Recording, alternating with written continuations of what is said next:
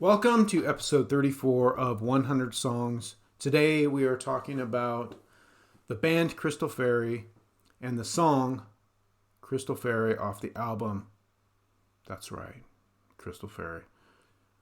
Self-titled debut album and the title track from 2017. The band was formed in 2016 and it's a super group of sorts. I don't think super group in the traditional sense, but from my perspective, a pretty good group of people. We've got Buzz Osborne, King Buzzo, from the Melvins, and Dale Grover from the Melvins. Vocal guitars and drummer, respectively. And Omar Rodriguez Lopez from At the Drive-In and Mars Volta, and Terry Genderbender from La Butcherettes on vocals. Omar Rodriguez Lopez, of course, on bass. And it's a really, really good album. I discovered it because I'm a big Melvins fan, and I did a video of my favorite song on each Melvins album for this channel, and I'll put the link up here or somewhere, and you can check that out if you're a Melvins fan. I also have the Melvins on this 100 songs list that I'm going through. We just have not gotten to the Melvins yet, but they have a lot of side projects and a lot of collaborations, and so this one caught my attention, as they all do. And when I first listened to it, I did really like it. There's like a couple of songs I really liked, and it seriously grew on me.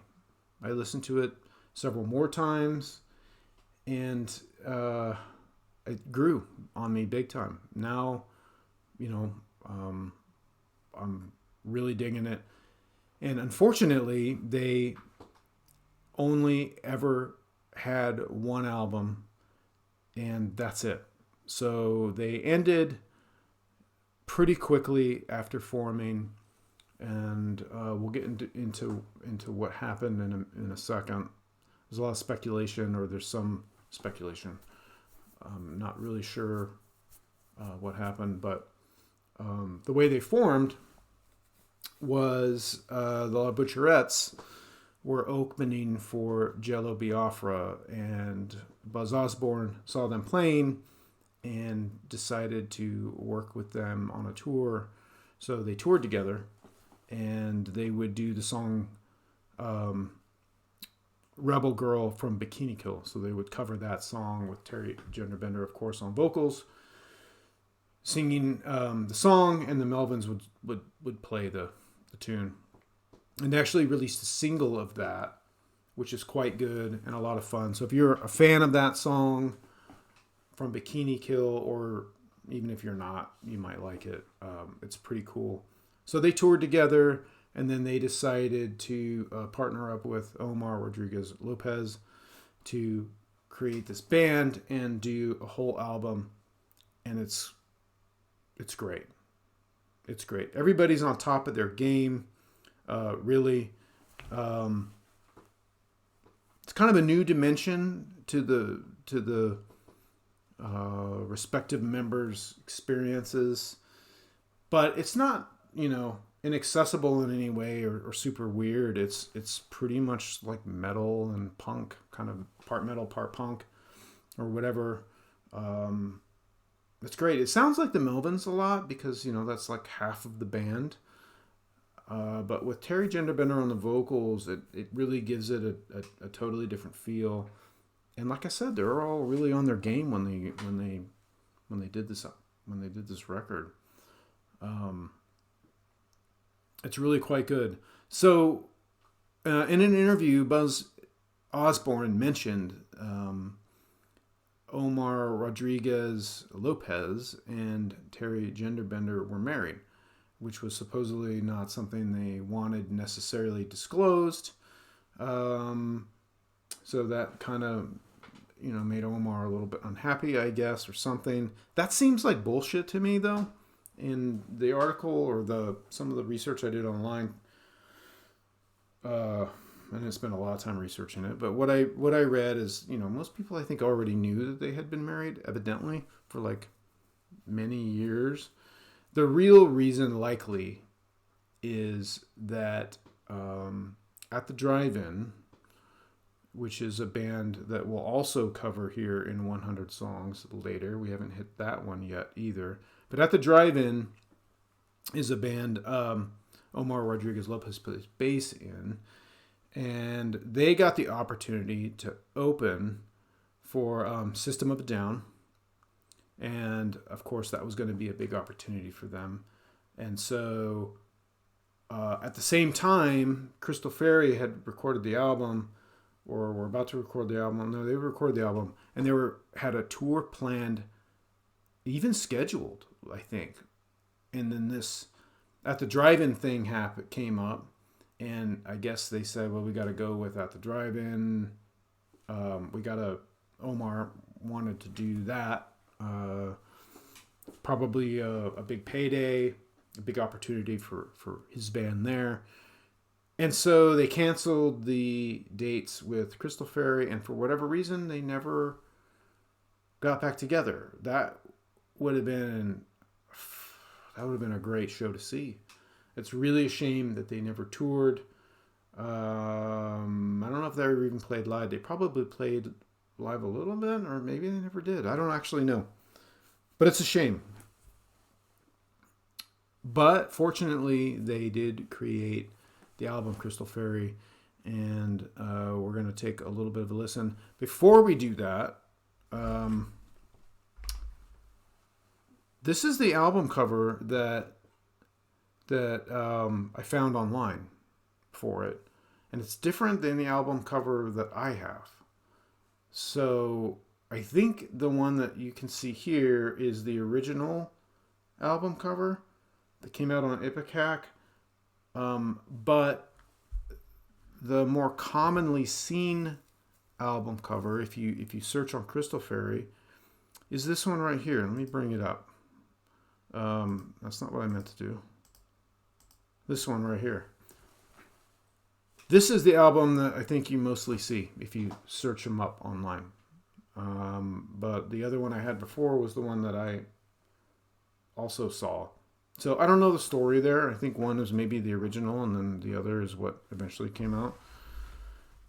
This one's better, quite frankly. It's more colorful. It's, it kind of pops. The other one is sort of bland and doesn't really, I don't know, it's not super memorable. But whatever. One interesting quick note is there's a song on the Crystal Fairy album called Possession. And it is actually, this is what I learned preparing for this video.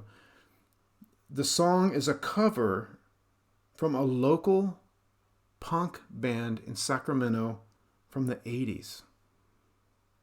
And I've lived, here most of my life in the Sacramento Valley area of California. And there was a band called Tales of Terror that was a punk band back in the day that basically ended or wrapped up or finished in 1986 due to the death of their guitar player in front of a bar in Sacramento in an altercation where he was knocked down and hit his head on a curb and ultimately died. And the band never reformed and didn't move on, and that was the end of Tales of Terror. But I guess they had a pretty big following back then. I would have been in high school, never heard of them, but evidently Buzz Osborne liked them, and they covered the song Possession here on this album. And as a matter of fact, I also read that Kurt Cobain talks about Tales of Terror in some of his diaries. So who knew? And if you're, when you live in the area like I do, and you grew up around here, and you spend a lot of time listening to music, it's kind of cool that that's part of the story here. So there. All right, so let's listen to part of this. This is 2/3 through the song, and I love this part. I like how the bass and drums kick in, and she's sort of like singing this verse. And then in the background, I particularly like Buzz's guitar here.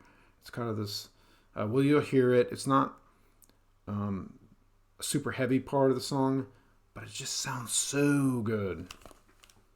So we'll play that part, it picks it up right there, and then the chorus is right after that, and the song essentially ends. So we'll listen through the chorus.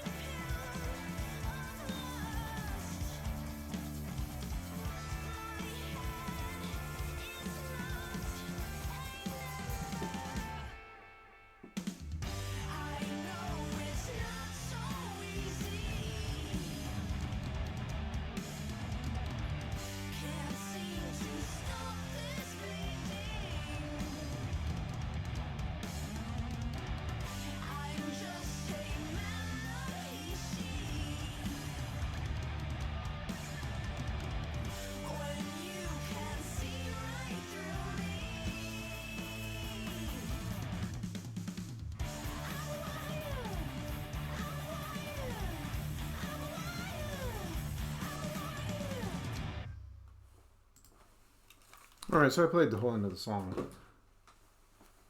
There's several songs of this album that are like super strong. So I just triggered my Alexa, and she's gonna play something now. That's not what I wanted at all. So that's it for Crystal Fairy. Definitely recommend you check it out. Next, let's see what we are going to talk about next time.